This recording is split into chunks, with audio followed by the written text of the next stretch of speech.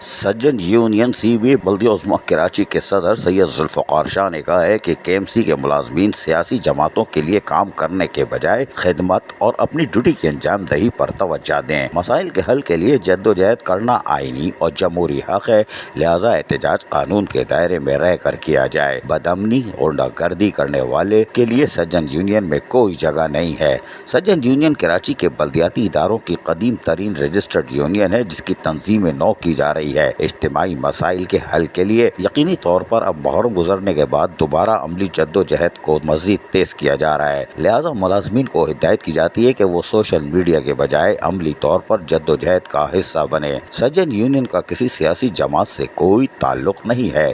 सज्जन union all Pakistan local government workers federation, justice helpline और civil society के साथ मिलकर बल्दियाती मुलाजमीन के मसाइल हल करवा रही है। 50 करोड़ की स्पेशल ग्रांट, बराह रास्त फंड, पेंशन, ग्रेजुएटी, KMC मुंतकली, अपग्रेडेशन, टाइम स्केल की फराहमी अहम कारनामे सज्जन यूनियन के हैं। हुकूमत सिंध से DMCs पर वाजिबुल अदा 2 अरब 55 लाख KMC को दिलवाए गए।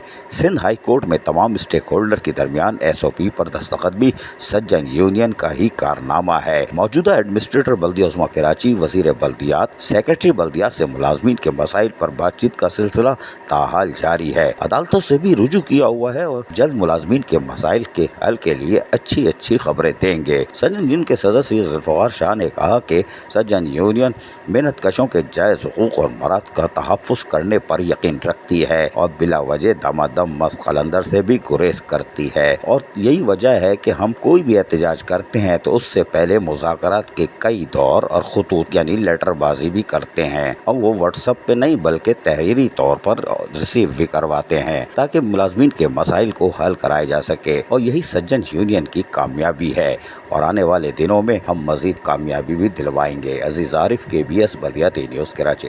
ऐसी ही खूबसूरत वीडियोस फ्यूचर में हासिल करने के लिए रेड बटन पर क्लिक करके और बेल आइकॉन को प्रेस करके हम सबके सब्सक्राइबर बनना मत भूलिए।